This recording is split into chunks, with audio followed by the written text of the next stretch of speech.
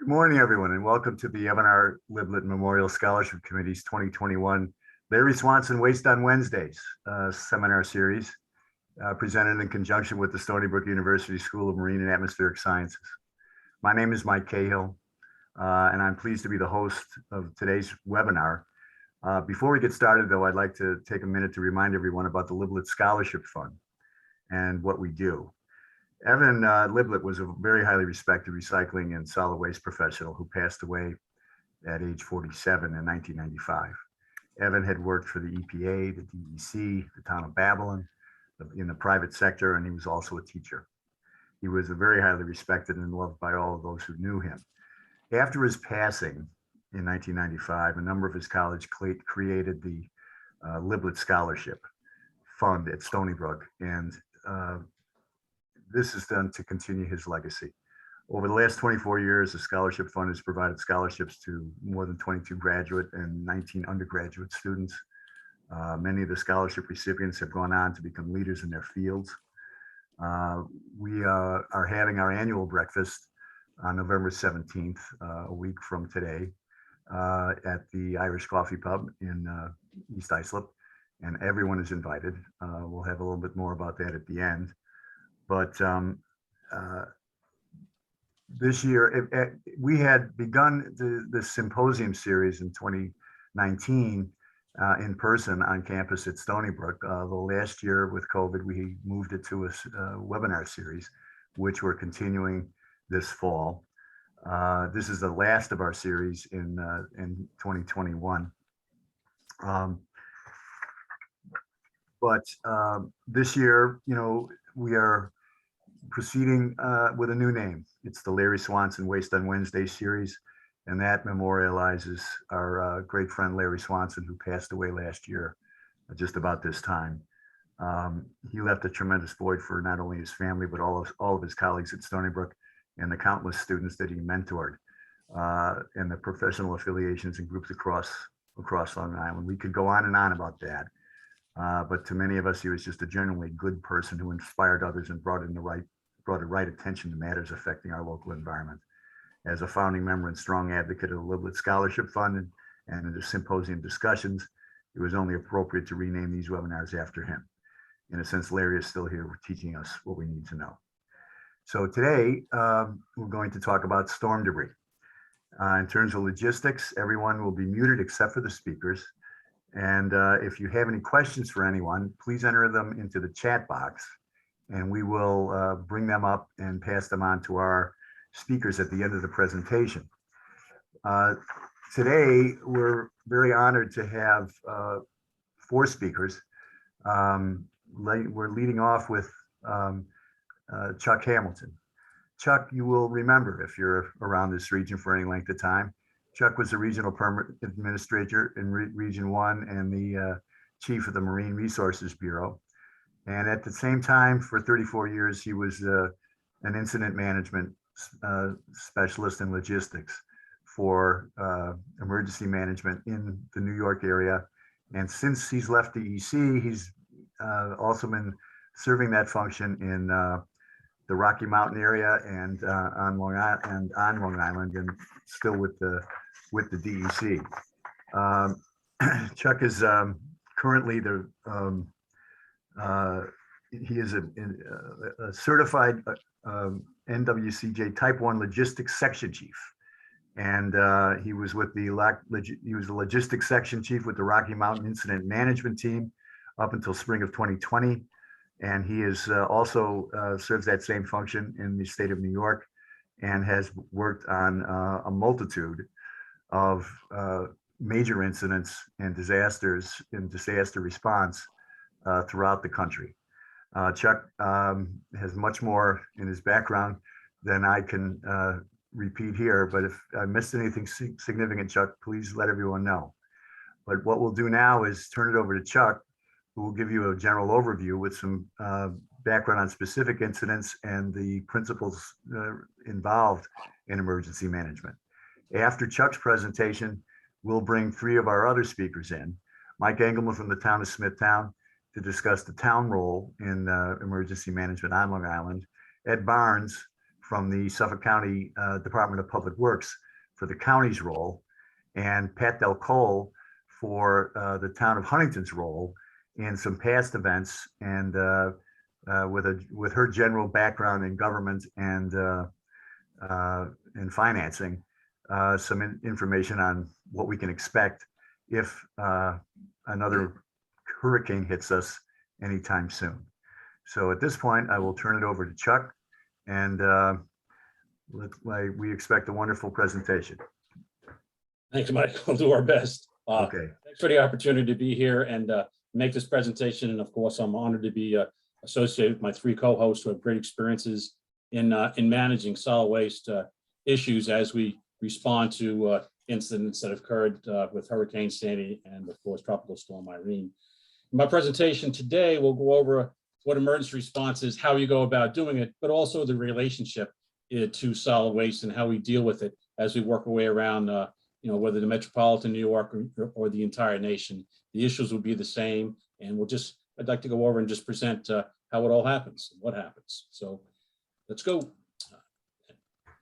So again, when you look at emergencies, these are the kind of emergencies that do occur. We have, natural disasters, we have technical type of emergencies, then of course conflict-based emergencies that do occur around the nation. But as you look at these various types of natural type of emergencies that do occur, whether it be a drought, an earthquake, a forest fire, a hurricane, or a tornado, what do they all end up with? The same thing. Solid waste is always a major issue for the government that's been involved, whether it be a local government, a town, county, or state, or even federal government. There's always going to be the issue solid waste as a result. When you're dealing with a wildland fire, you have all the burnt material, all the cars, things that have to be dealt with. And we know as we work our way through hurricanes and floods, just recently here in the metropolitan area with Tropical Storm Ida, the issues that occurred as a result of, and solid waste that came about as a result of that. But again, the man-made emergencies that occur, whether it be a structural building collapse or transportation incident, you're always going to be dealing with a solid waste. So solid waste is a key factor that we deal with as we work around emergencies throughout New York and in the nation. So I want to talk about 2 or 3 hurricanes that I've been able to work on, and in the relationship to them, no matter where I was, it ends up being the same. Hurricane Katrina, remember, was a very large incident occurred in the southeast in 2005. I was assigned to work in Jackson County, Mississippi, and in support of the government that had become overwhelmed as a result of the damage from Hurricane Katrina. But when you look at responsibility, who's responsible for handling an emergency? First off, it's going to be your individual or family unit or household unit. When they become overwhelmed, who do they rely on?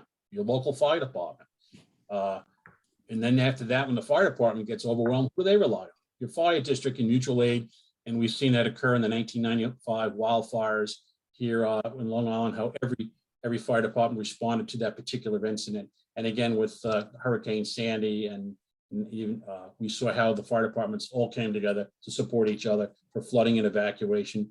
But again, the county, once the town or local governments become overwhelmed, we're very fortunate to have our Office of Emergency Management with Suffolk County Fire Rescue Emergency and of course Nassau County Office of Emergency Management to handle and start coordinating and supporting the local government. But when you become overwhelmed at a county level, then our state emergency management office becomes involved and becomes a support organization to you. And ultimately, you've heard that FEMA is available, and things have changed dramatically since Katrina, and got even better with Sandy. And most recently, FEMA has really done a great job in getting ready in support of incidents as they occur here in the nation. But there's always those not-for-profits. They're there 365 days a year. They're there for the little ones. They're there for the big ones, whether it be the Red Cross, the Salvation Army, or a lot of the not-for-profit church groups and other groups that are always out there to support us. So that's how your progression of responsibility occurs. But when it becomes overwhelmed and you need some more organization, that's when we have what we call incident management assistance teams who work around the nation in support here, whether it be in New York State, Suffolk County, Nassau County. But again, we'll be there to help organize your incident, because government on a daily basis has a difficult job at best. And when you have a tropical storm or such as Sandy, how tough it is to to overcome that. So we bring in teams. So when you look at Katrina out in Mississippi in 2005, it really looks like Long Island. We have the barrier island in Mississippi Sound, and then you have your mainland area, and you'll see on the bottom of this slide, Route 90, which is comparable to our Montauk Highway, and Interstate 10 is comparable to our Sunrise Highway. So when Hurricane Katrina came in with the surge, and it came right through over those barrier islands of Dauphin Island and Horn Island, and really flooded right up to Interstate 10 and Montauk Highway, but very similar to what we saw in Irene. I just show you this because no matter where you go, you're going to end up with the same results. And this is pretty much what we saw when we were down with the 20-foot surge in Katrina. Vessels all over the place in wetlands. You can see some of the debris that all become solid waste. This is a solid waste problem. How are we going to get this out of the marsh, get this debris out of here? And that all of a sudden, that local government starts having issues that we all have to deal with, this massive type of removal and collection of solid waste. And again, you could here in this situation, you have your classic home demolition. You'll have the tree debris that's being collected, that will have to be collected. What was interesting in the Mississippi issue case is a pretty poor county, Jackson County, and they didn't have the funds, so we had to rely on Corps of Engineers to come and help us. But when you start getting more agencies involved, it becomes a lot more paperwork, a lot more permission. And as we worked our way through some of the issues in removing this debris, and this debris would be on people's private properties, it would be on roads, and if you're working with FEMA and even the U.S. Army Corps of Engineers has many contracts out to help clean up solid waste, you have to have landowner permission. How do you get landowner permission when the people aren't there anymore? And that was one of the issues when you talk to some of my counterparts here. How do they deal with solid waste that was on private lands? And because at the end of the day, remember, it goes back to that household responsible for getting it to the curb, and then perhaps government, then local government, then taking care of that solid waste issue. But here's the classic situation in the hurricane impacted area. You'll have this mixture of solid waste, whether it be this vehicle that's been flooded and damaged. You'll see the white goods. You'll see the trailer here. You'll see a lot of building debris. And when you start looking over in the upper right-hand portion of this photographs, you'll see the building that was on pilings got washed away from this tidal surge. And that house is now somewhere else in some other property on a road, and it was our responsibility to move that. So now you're seeing this solid waste is all over the place. We know it's going to have to be cleaned up, and who's going to be responsible for cleaning it up, but the local government. And ultimately, as I'm sure you'll hear from your fellow host here, how they dealt with in their own townships, but also how it became a countywide problem. And Ed helped work with putting that whole program together. But here's this assortment of solid waste you're dealing with. You're dealing with these vessels. You're dealing with the seaborne debris that came into the site. There's docks torn up, and vehicles, and all the solid waste has to be handled in an organized fashion, in a fashion here in New York State that's regulated by the New York State Department of Environmental Conservation, the Division of Materials Management, who manages through regulations and laws how solid waste can be handled, where it can be disposed of, who can collect it, how you can collect it, where it's going to be transported. It's a complicated issue, and Long Island has a very restrictive set of regulations. But here we go.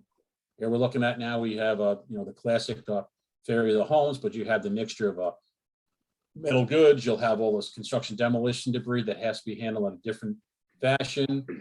As we know with Tropical Storm Sandy, how we had oil tanks, propane tanks, just a mixture of stuff. And I'm sure when you talk to our host on this conference, you'll find that it was a mix of garbage that was incredible, or solid waste was incredible. But when you look at these particular photographs, when you look in the back foreground, you can see the trees and the bark that's been scoured off there. That's the lower level of the surge when it came through this particular area. That was the debris beating on those trees and do that. So we had quite a bit of debris all over. But when you do talk about emergency management, what is it all about? You got to prepare and protect. Where you have to prepare for the incident, the hurricane, the tornado, the flood that may occur, and what are you going to protect? So the first phase will always be prepare and protect. Then we'll be doing the response. Recovery operations is after we start doing the response. Cleaning up. This is the big in hurricane response or flood response. Recovery is a big thing, and if you don't have the proper preparation and plan, your recovery could be very difficult. And then, of course, you're going to have to do some mitigation. How are we going to mitigate the hazards that are out there? How are we going to mitigate this in the future so it won't occur again? And I'm sure you'll hear from the other hosts on how we're getting ready for the next one. But here's prepare and protect. This is what we do as government, but it's also what you do if you're a contractor. If you're one of the cleanup contractors, whether you have a dozer, payloaders or a dump trucks, you have to have a plan of how your resources are available, what you're going to be doing. So everybody involved in the response should be preparing and protecting. So here's the classic components of a prepare and protection program. Have your plan, activate it, get ready for it. We should be right now planning for our next hurricane. Put together your planning team, the people who are going to work on the incident response or cleaning, picking up the solid waste as we have these incidents, and you never know when they're going to happen. So you have to have a planning team, and you should be planning now. You're going to assess what hazards, what facilities we're going to need, what employees we're going to use. Are we going to use the parks employees in our township? We're going to use the Department of Highway employees. We're going to use just regular people of the town or the government. Who are we going to use? And, and again, as we prepare for, and again, this is a hurricane response, confirm and check how we're going to, what's our evacuation routes? How are we going to get people out? We're going to supply, what supplies will we need? You've heard about FEMA. FEMA's done a great job in the last few years of getting, water supplies ready, getting, generators ready. The, State Department of Homeland Security has 12 warehouses throughout the state now that we can support the local government when they have the needs. But you're going to monitor that storm development. You're going to activate your emergency response team. Who is going to be in charge of that response team? And of course, you can coordinate with your local government, but you're also, as you're probably coordinating with, as Ed talked about, the Suffolk County EOC, you'll be talking with Suffolk County FRES, and potentially even go up to the state emergency managers, because when we become overwhelmed, we're going to need that. When we started looking at Tropical Storm Irene, it was the same thing. A mainland area with a Barrier Island facing Tropical Storm Irene. You can see the surge levels here, went almost to Montauk Highway, very similar to what we saw, and with similar flooding damages and creation, tremendous amount of damage in homes and flooding and things like that, and debris that would have to be collected, stored somewhere, deposited somewhere, and then go to a final location. But again, as we are in this stage of, this is what it looked like. Now you look at this street here, and if you're the the fellow or the person who's responsible, look at this. Yeah, in the lower part of the photograph, it looks like a mixture of potentially food with milk and things, but that could be oil, it could be mixed with anything. Then you see household garbage and rugs and other types of solid waste all being mixed, and that's the worst thing you can do is mix it up, and it makes it that much more difficult. But again, I think my co-host will be able to talk a little bit about how they dealt with these combination issues. In past incidents that I've worked on, the key thing is we'd have people separate their garbage, their home garbage, separate their debris that came out of their home after the flood, and then also their tree debris. And that's very difficult to do, but you had different types of coordination, but it becomes very, very complicated. But as we respond in any kind of incident, we're going to mobilize and position our equipment. We'll be ready before it hits. We're going to have evacuation or shelter in place, not only for our residents, but also for our workers. We want to make sure they're able to get to work. And what do you have to do now? Then you have to provide food, water, shelter, and medical for those people you're sheltering or have evacuated. It's a whole nother aspect of incident response. Meanwhile, we're going to be, getting into the new operation, which is probably solid waste management and recovery of that. We're going to have an organization continuity plan. How are we going to keep our organization going? Whether it be government or your private contractor who's brought in your dump trucks, your cleanup equipment, your generators, your light towers, and things like that. Are we going to work just during the day? Are we going to work at night? We're going to assess, what was damaged, what services and systems will not work. Before the incident occurred or the hurricane occurred, we could communicate via cell towers or Verizon and things like that. But after you have a hurricane such as Sandy, we found out we did not have all the cell towers. We were not able to communicate. So how are we going to communicate? But as you're in this response phase, what are we doing? We're coordinating with our local people, or the village, the fire departments, the local towns, all the government agencies. We're going to have to coordinate with all the people. You need to do that. You can't do it on your own. And I think you'll find that's how it worked with Hurricane Sandy. You're going to coordinate with contractors for the cleanup. And again, you're going to hear me time and time again say we need to have people signed up with contracts. We need to have people who we know they're going to be. I've been involved in wildland firefighting for almost 20 years now, and I work out west most summers. And this year we ran out of contractors. We had everybody contracted, but there were so many fires. We ran out of contractors for everything that we need, whether it be firefighting support, in catering and housing and things like that. And that's, so when we line up your contractor, whether it be the village or a town or a county, you got to make sure your contractor is not on 3 different town lists, because here they may go to the first person who wants it. So you really have to coordinate that. But again, review your contractor needs as you do the response. Make sure you have the right type, and make sure your order is needed. Do not do surplus, because when we're in this, and we know what happened with Hurricane Sandy, we ran out of porta potties. We couldn't find light towers.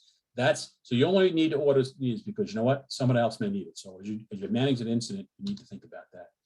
But here's a classic situation in a hurricane. You got the mix of tree debris, cleaning off from the flooded building and things like that. This has to be separated.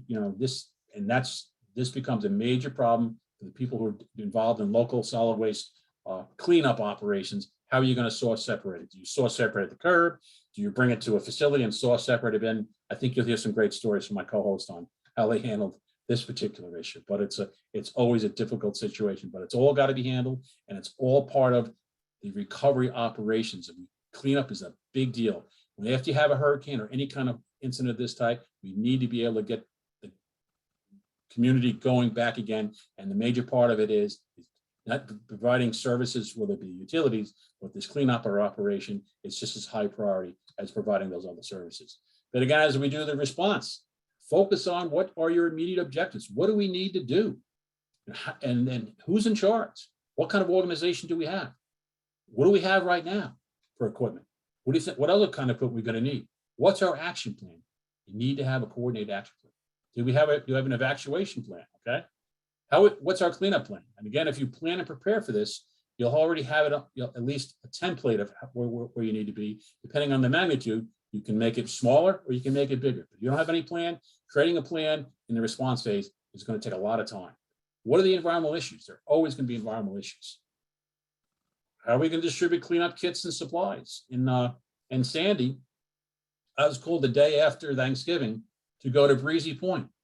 I went to Breezy Point, which is almost 30 some odd days after the hurricane, or Hurricane Sandy occurred, to help clean up. They had nothing. They had no water, no generators, nothing.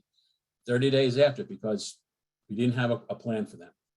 Who can help restore damaged surface? Who's going to do it? Is it going to be PS&G, or is PS&G going to bring other people in? Who's the point of contact for your local fire department, other government agencies, not-for-profits?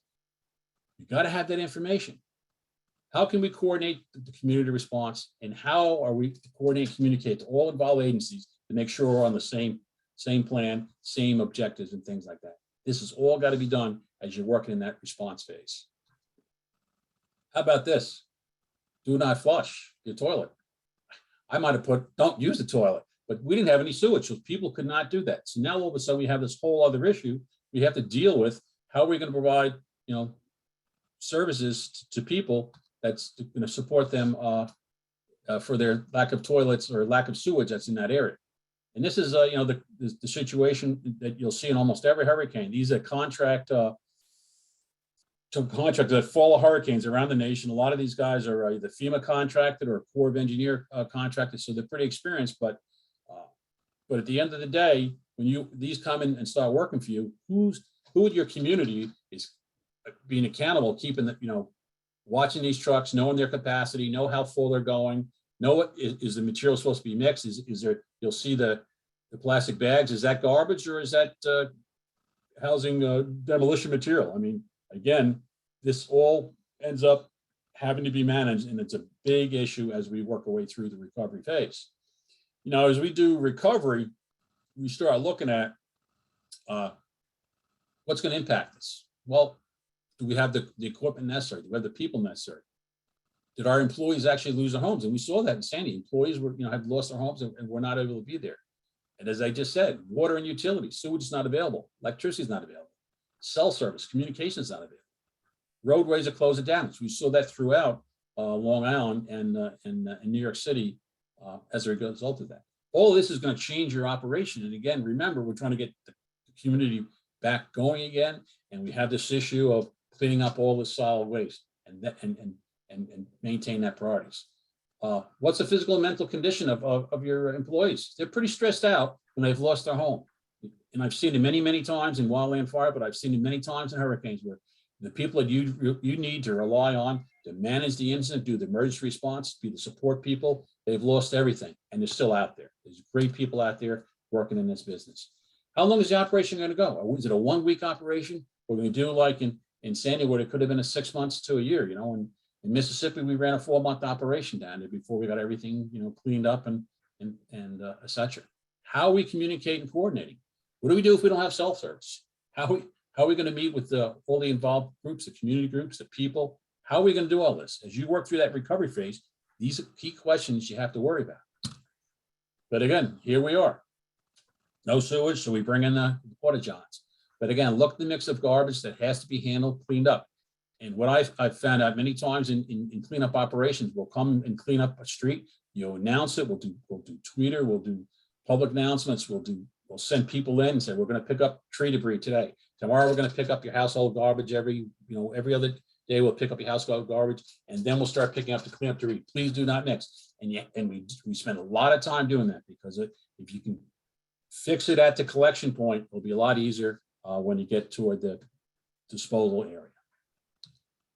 But here's a classic situation again. You'll see this all the time, where you have this mix of a private piece of property. You'll have those vehicles that are all damaged, and we don't know who they are, where the people are, and we have to clear this road, and where are they going to go? And as government, we're responsible for cleaning up this debris, sourcing it out, and in the meantime, keeping the government operating. So these are big solid waste issues, and all this is going to have to be dealt with in some way. And do we have the room to take all those boats? Where did all the cars go from Hurricane Sandy? There's a lot of companies like Copart and other insurance companies who collected this stuff, but it was months, bringing the cars out to Long Island, and a lot of our cars actually went to New Jersey and Pennsylvania because they had the ability to keep operating their junk vehicle collection. But again, tree debris, big deal. How's that going to be handled? How are you going to keep that separate? Do we have areas to store that? And again, will this go to the road? There's a good chance this is going to go to the road. Many of the people, and you'll be responsible, and we'll be responsible managing this as a solid waste issue.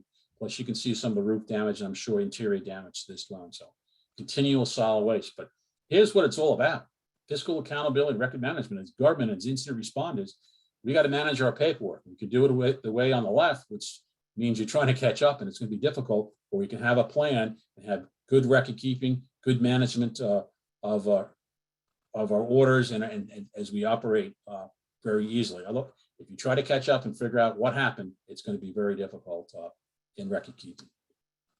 But there's safety issues. When we're doing this, we have many people have never done this before, and this particular case was we kept cleaning up garbage, and we kept losing electricity. And then we went down and sent our safety officers, and we found out these machines were knocking down the wires because they weren't watching as much. So again, safety is a big issue, not only to the general public, but also to your operators. So as you develop your plans, you got to think about, how am I going to maintain safety in my community as I clean up this mixed garbage and solid waste in this area? And again, solid waste can be, these sunken houseboats up in Nassau County. All this has to be removed from the waterway. This is a whole nother issue that we haven't dealt with. And there was, quite a few of these houseboats and sunken vessels throughout our waterways as a result of Hurricane Sandy. And how did we deal with it? And you have all this seaborne debris. This is all throughout a lot of the parks and community waterfront areas that all has to be cleaned up. And you can see it's all mixed up with wood debris, CCA, and untreated and other types of things. So how are we going to source, separate, and manage this solid waste? But here we are in Long Beach, where we had, these vehicles, again, all these vehicles had to be our solid waste. The sand in some locations had gotten contaminated and had to be cleaned up, but you do have other issues. Here we are, we're planning on moving things, and here we are at Mississippi. I was working Biloxi, and we start moving Biloxi, and then we found out the Bay Bridge, our access site, that was the way to get all the debris to our solid waste facility. We couldn't go So we had to go a whole different route. So you can have the best plan in the world, but if you lose Loop Parkway, you lose the bridges from Long Beach, Atlantic Beach, or the Robin Moses Causeway, how are we going to move our solid waste? And again, there's a big solid waste issue right here. Sometime in the future, we're going to have to deal with the removal of this bridge from the bay. And this is up in Bayville on Hurricane Sandy, where we lost access, but we also had all this new debris, all this road surface that had to be removed. And again, where are you taking this to? Where are you going to take this debris? Who has the equipment to do that? And how are we going to do that? But that's you all have to think about. So as you know, we work in this recovery case. Again, what are long-term environmental effects? What are organization groups? Where's all the solid waste going? We know where it goes on a daily basis, but do we know we have this mix, how it's going to go, where it's going to go? Do we have pre-approved, pre-designated sites? Are they going to cause any environmental issues near groundwater, near wetlands? And how do we manage this? Do we have the appropriate permits from New York State DEC for creating temporary solid waste deposition areas and transport? Do we have those? And again, pre-planning will help this, because again, you're going to have a lot of directions. So, and again, what local, state, or federal agencies are going to we have to coordinate with? And how do we coordinate all these resources and funds? What's our time frame for cleanup? How are we going to do that? How do we document and be accountable for solid waste? Because at the end of the day, it's all about the money. And at the end of the day, there's usually a lot of federal relief funds from FEMA and other federal programs. But if we don't have it documented as we do it, it's going to be very hard to back document it and be accountable for the monies that have been expended. And I think Ed and my other host will tell you how expensive it is to run these kind of operations and how much it does cost. And it's way over the budget of our local governments. We don't plan for these type of things. And that's why we do have federal funds and state funds available, but we have to be able to be accountable and document it right from day one. How do we ensure continuity of operations? What does that mean? How do we keep government going? Government doesn't take the day off. As you can see in the last 20 months, we've had to maintain government and and keep that going. So how do we do that right after this kind of incident? And again, do we have other generators, other utilities to support us? And again, how many employees have we lost? There we go again. Debris and transport of solid waste may be an issue. This is a simple tornado, but look at the debris. Look at the amount of debris that's collected. I mean, when I work tornadoes, it's pretty much it's a solid waste management incident. I like to tell people we go up and clean up the operation, clean up all this, and help the local government, clean up wherever that tornado has occurred. But it's a very complicated issue, and we always rely on our local. When I come in as an incident management team, we always rely on our local experts to help us and support us. But again, here's a typical rainstorm up in tropical storm Irene, created these flood situations and created all this debris up in Schoharie County and created major problems for debris. And in these smaller rural communities, it's much harder to find the equipment, to find the resources, and find the funds to do this restoration. And you can see when you look up in the center of this photograph how big an area this was when you see those people up on the top of that bank. And this all has to be restored. You can see your utility line going to the top of the photograph. That's all got to be restored. So a lot of stuff has to be cleaned up. But this is very typical of a flood situation too, where all this debris, organic or natural debris, gets into these storms. And we just saw that in New Jersey about 2 months ago with Ida. This all has to be cleaned up. If you don't clean this up, this is going to be an issue. So we have to figure out how we're going to manage this solid waste, get this out of this particular stream area, and a whole nother story. Mitigation, what hazards are identified in the community that are going to be a risk as we work our way through this incident response? What steps, how can we mitigate risk? What steps do we have to do for the future? How are we going to prevent some of these things that occur, the damage? And as a result of Sandy, you see many homes now being elevated, and that's going to mitigate the number of homes that are damaged by flooding in future hurricanes. And again, that's that mitigation of community-wide risk. And again, how can we work with other agencies? It's all about us all in it together. But again, typical flood situation, roadways washed out. We've seen this throughout the nation every time we have significant events. And we're seeing more and more of these flooding events and damage occurring as we do it. But again, when you do a review here, as we look at our organization, will it be government or private sector? What strengths do we have to do a response? What weaknesses or gaps do we have in doing the response? And should be our next steps in planning, preparing for the next hurricane, flood, or whatever it may be. And then we need to establish some at least five short-term or 5 long-term actions, so we can do some follow-up to make things easier and better for your organization, agency, and government. These are the 10 points on initial steps for organizing an incident under what we call the incident command system. If you can practice these 10 principles, it actually becomes pretty simple. Size up the situation. Determine if there's any logic at stake. Establish your immediate objectives and modify as you redo that response, cleaning up the solid waste. Determine if proper resources are on scene. Do we have enough bulldozers? Do we have enough payloads? Do we have enough dump trucks? You can have all the equipment in the world cleaning up material, but if you don't have the dump trucks to transport them to the approved site, solid waste site, what have we accomplished? Develop an action plan and review it every day and modify it as necessary. Make sure you have a good early organization and maintain it. Grow as big as you need to do and reduce as you go through the management of the incident. Consider control. Do we have enough people? Because if we don't have enough people, or we're being overwhelmed, what are we going to do? We're going to go from a village to the town for support. Or may end up going to the county. You remember a snowstorm we had, I think, about 12 years ago, where it was a major blizzard and we got overwhelmed, and we ended up bringing the towns got overwhelmed, the county got overwhelmed, and we ended up bringing over 600 DOT, New York State DOT trucks to do the plowing for about 4 or 5 days to get us back to where we needed to be. But always make sure that safety is your number one priority. Keep an eye on those environmental issues, and always monitor your work progress every day to see, are we going forward, are we going backward, and how we're doing it. Here's my final recommendations to everybody involved in solid waste management, everybody involved in emergency response. Create a response plan that will have for removal, relocation, and temporary deposition of solid waste of all types, and review it. Have that, whether you be a contract vendor or government. Create a list and contract your contract you're going to use for your response. Have that available and review it every year, because times change, people change, and people may not be available. Always coordinate now. Now's the time to coordinate with the New York State Department of Environmental Conservation Division of Material Management. You can do some pre-planning with them. You can do pre-approvals of sites, pre-approval of transports, pre-approval of permits. Work with them and do that annually. Stay on top of the game, because at the end of the day, they're your experts and they can support you with your proper approvals, so we can stay in compliance with the rules and regulations of the state.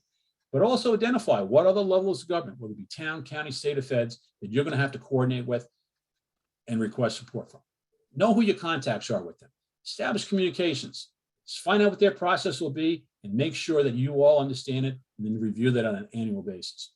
At the bottom line, though, is if you think you're going to be overwhelmed, consider, and these are long-term issues, consider establishing an incident management team for your government organization. Start the training, go look for experience in some of your smaller incidents that you work with, but work with county and state organizations, whether it be Suffolk County FRES or Nassau County Emergencies Services, to help you provide assistance in developing an incident management team that will help you manage these incidents as they occur in your community. And hopefully we do that, we can make this pile go away. Thank you. Okay, thank you, Chuck. Please stick around, don't go anywhere. I'm going to ask our other 3 speakers to join us at this point. We have Mike Engelman, who is the Commissioner for Environmental Control of the town of Smithtown.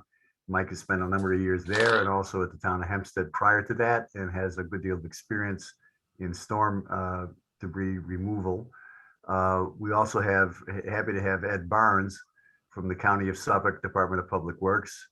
Ed is a 24-year veteran of that organization, and he's currently the Assistant Director of Building Operations and Maintenance, and he's the head of debris management and has been doing that for 24 years, and prior to that in the U.S. Navy. Ed is the guy who has the lists and going to be on the ground when the next one hits in Suffolk, and we'll ask Ed to talk a little bit about how the county's organized and what our response plans are going to be like. Our 3rd speaker and participant today is Pat Docole. Pat is currently with H2M Engineers, but she was previously Deputy Supervisor at the town of Huntington, Chief of Solid Waste Management at the town of Huntington, Chief of Solids Management at the town of Babylon, and has a great deal of experience both in solid waste disposal and management and emergency response. So I'll turn it over now to Mike to ask him to walk us through where Smithtown expects to be and what the town's responsibility is going to be if there's another emergency that we have to confront. Well, sure. Thanks very much, Mike, and well done, Chuck.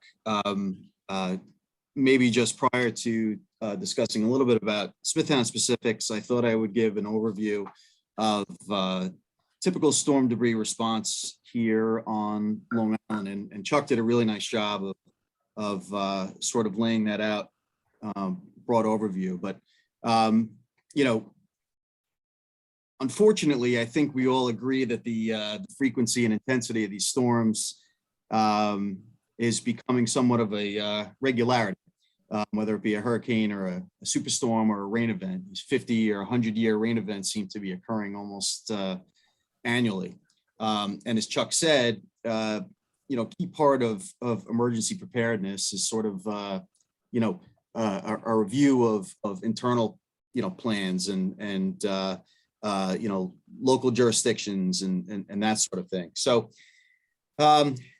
as a result of these storms, in a response to some of the more recent storms like Katrina and Irene, Isaias last year, and Sandy, following the postmortems on what we sort of did right and wrong, now is probably a good time for all of us to, you know, reflect and sort of look on some of the more imminent changes that are going to be we're looking at with our solid waste infrastructure.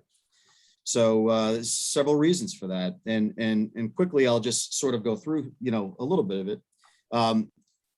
As many people know, here on Long Island, New York State DEC designates the municipalities, the townships specifically, as the planning units for waste.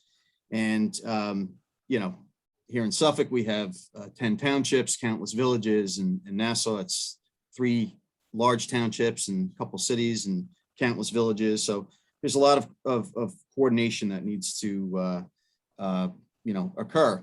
And ultimately, each of those jurisdictions is responsible for construction and demolition debris, you know, curbside municipal solid waste, yard waste, you know, hazardous waste, all sorts of types. And you know, Sandy resulted in here in Suffolk, I think about 350,000 cubic yards of material. So that burden spreads across all of our jurisdictions. These are fundamental functions, picking up this waste of each planning unit. And one of the few positive things that came from Sandy, Ed, you'll probably cringe when you see this, but you'll remember it well, as will you, Pat, was this document, which was the hazard mitigation plan that was created thanks to Suffolk County spearheading that. And it sort of, it took a couple of years to complete, but it established essentially a blueprint for responding to these storms, much like Chuck said. And it sort of set laid out, you know, a clear chain of command from FEMA to New York State to the counties to the towns as the planning units. And it helped identify locations for storing these materials, as Chuck said, and permitted locations, provided contacts for those permit variances and key contacts for the different layers of government. It also laid out a blueprint for acquisition of assets like tub grinders and horizontal grinders and trucking and different types of equipment. It's important because here on Long Island, we have almost 2.9 million people and a lot of layers of government. And this chain of command helps us from competing with each other, which, you know, in a time of emergency, when you have a lot of storm debris, you know, these local planning units may be competing for the same equipment or trucking. And fortunately for you know, Pat and Huntington at the time and myself here, Ed was a good resource for us. I remember well, as far as getting trucking from FEMA and some of those trucks that Chuck showed in his earlier presentation that sort of run around the country picking up debris from different locations. So why is it important now? Well, if you were on some of the earlier webinars that we had this fall and some in the spring, it's important for several reasons, right? It's smart planning. We know that we want to look and see if there have been any changes to our existing infrastructure at the local level. We want to have the ability to continue to deal with all these different waste types. Reviewing the public private partnerships and relationships that we have. We both need each other. That was clearly evident from some of these storms that we've had as of late. Neither one can function without each other, and procurements are a key part of that process. But one of the more notable things is our changing solid waste infrastructure, which is changing sooner rather than later. We've all heard countless times that Brookhaven landfill is closing, right? And that's important because construction and demolition debris, a lot of it from the storms, has ended up there, as did some of the yard waste from different communities.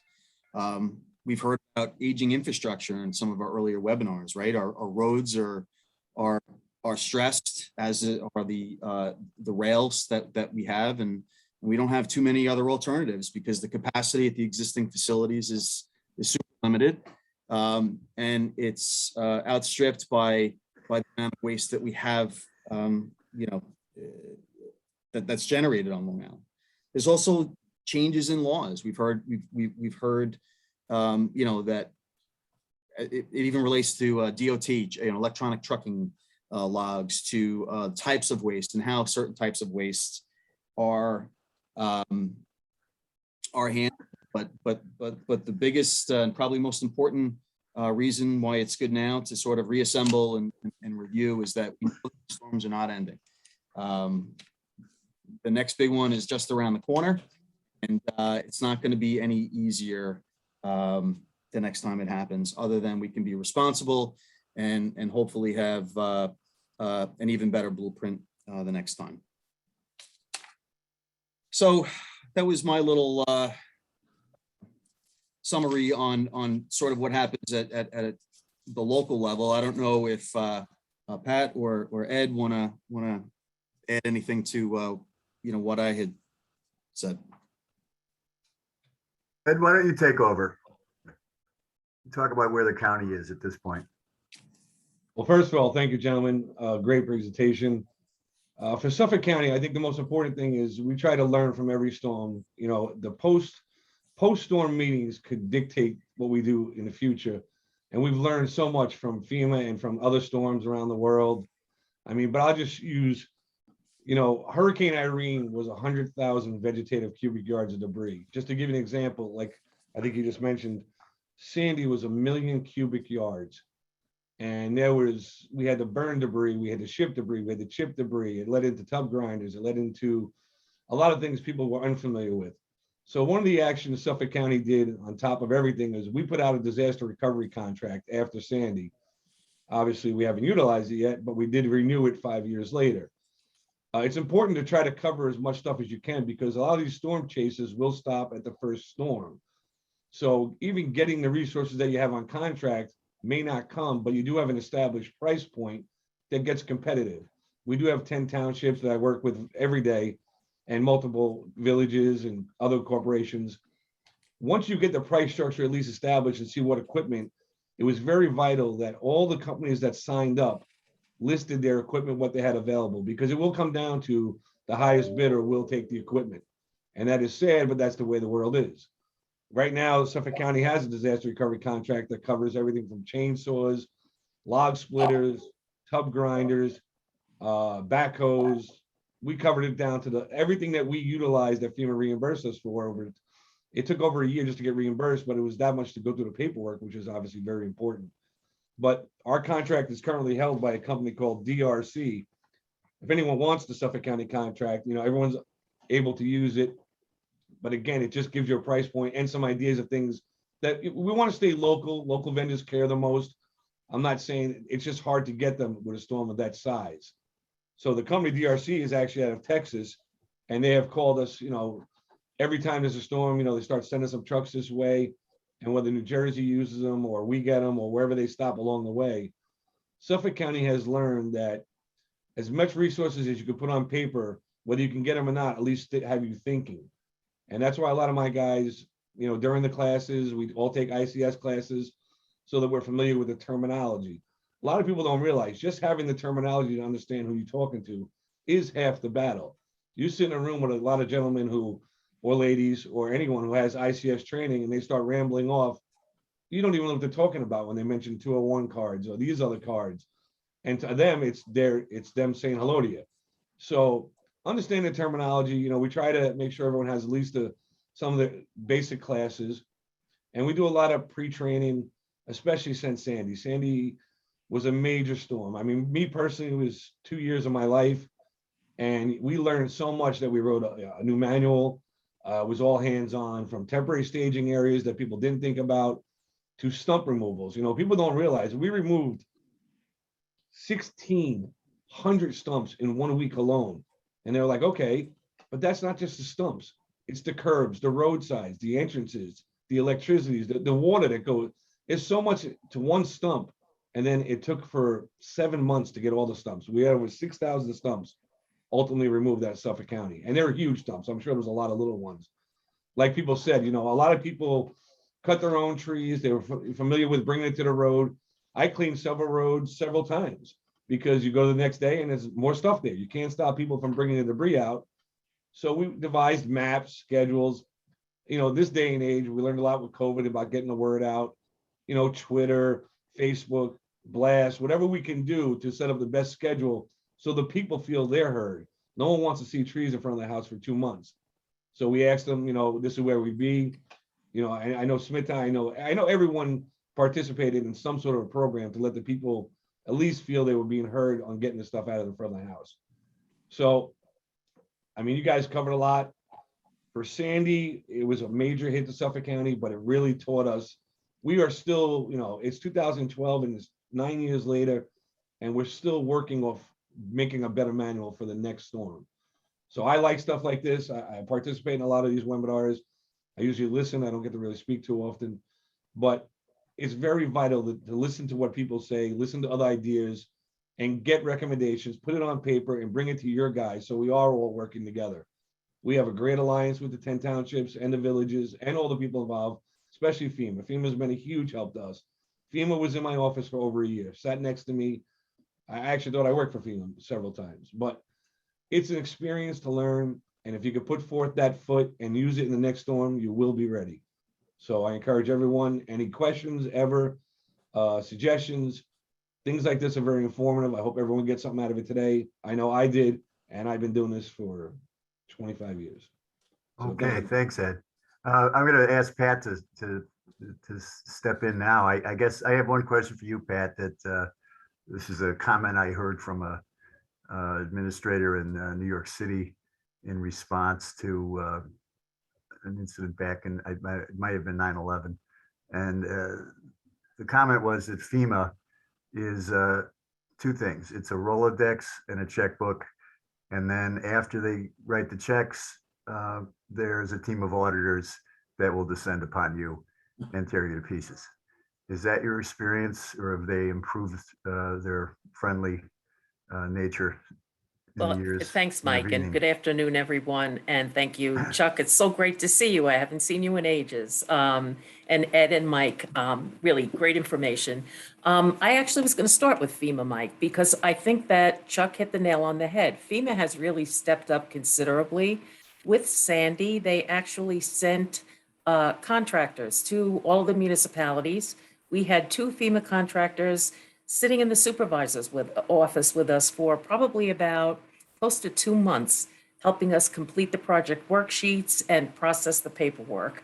But yes, FEMA is a huge bureaucracy. It takes forever for things to be processed. I think they really tried their best to move things along for us. FEMA is something that you need to deal with and to be tackled, that's for sure. One other point that Chuck raised, which I thought was really very germane to everything here, and it's the fact that the finances and the amount of money that the municipalities, the county needed to lay out. And I will tell you, in Huntington, we really got into a bit of a cash flow crunch because the money was going out the door faster than we could bring it in through any sort of town revenues. This occurred about a month and a half before the second half tax payments were due. So it really, that was a huge issue for the town. I mean, obviously we got through it. Unbelievably enough, the state of New York was still holding $5 million from Irene. And we were able to get them to free that up really the day after Sandy. So that was a great relief to us. Just overall, I mean, hats off to the county for the coordination. The county, when they open their EOC, the towns open their EOC, the county requires all the municipalities to send a representative to their EOC. And it's great. They've got representatives from National Grid, from PSEG, from various utilities and companies that all of the towns are dealing with. And it really allows us from our emergency operations centers to be able to get very timely information. We have a question, we call our rep at the Suffolk County EOC, we get the answer immediately. The county also did a great job with coordinating equipment. We had, and this was really a kind of neat story, a fellow by the name of Tad Agoglia. I don't know if you've ever heard the name. He's the founder of the First Response Team of America. They're on a lot of, they're on television a lot. They travel all over the country. They provide immediate disaster relief and recovery services to communities. And they've got, I can't even tell you how many pieces of special equipment. Well, Todd was born and raised in the town of Huntington. And when Sandy was about to hit, I got a phone call from Tad saying, we're on our way. And it honestly, 2:30 in the morning, they pulled into the EOC with probably 60 pieces of equipment. They had generators. In fact, their generator powered town hall for the 10 days that town hall was out. They had tree removal equipment, high water vehicles. They were a godsend to us. And just, as always, town employees, geez, they really rise to the occasion. Our guys were out there 24/7. I mean, really, I don't know how they all did it. As Ed said, it was an incredibly stressful time to be in government. I don't think I can underestimate that enough. People were frantic. They had no power. The first line of defense is always your town hall. That's where people go when they have a problem. So we really, it was a very trying time. Fortunately, we got through everything in one piece. Huntington was mainly a tree debris event. We didn't have a lot of storm damage to structures. We had some shoreline damage, of course, some boats, some marina damage, but primarily trees and power outages. So that was really, what we dealt with for what seemed like forever. But the highway department stepped up, all of the town departments stepped up. As Ed said, and Mike held up that manual. The county then really stepped up their efforts to require municipalities to have debris management plans that made sense and were enforceable. So the towns have those plans. The towns routinely readopt the updates that the county makes to their plan. So I think if nothing else, after Sandy, we're much better poised to respond to emergencies.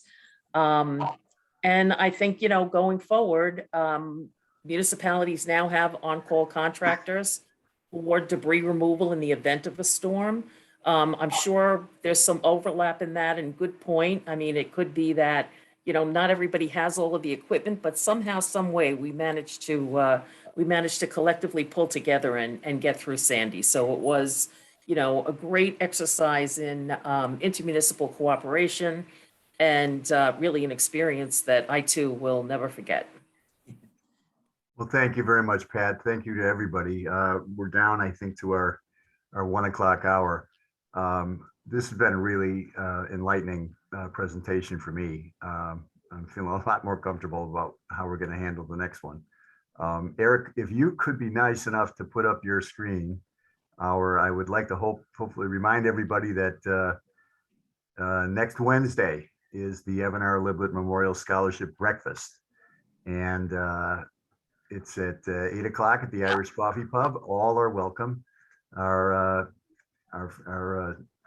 ticket is $50. You may pay at the door. I guarantee that the scrambled eggs and the sausages and the bacon will be good. But also we have some very nice and wonderful people to honor at that breakfast. Not only our scholars for this year, but also Matt Miner, Chris Andrade of Brookhaven Town, and Peyton Lewis, our fourth grade recycling expert, who is really deserving of a stewardship award. And then we'll have Dr. Paul Shepson, who's a member of the New York State Climate Action Council, giving a talk on exciting developments in climate management. So that'll be our program, and we would really hope to see you all there. But I would again thank our speakers, Chuck Hamilton, Mike Engelman, Ed Barnes, and Pat Del Cole for their experience and assistance for today's program. And we hope to see you at the breakfast and such other symposia as we can put together, which I think may be in the spring. But thank you again, and have a great day.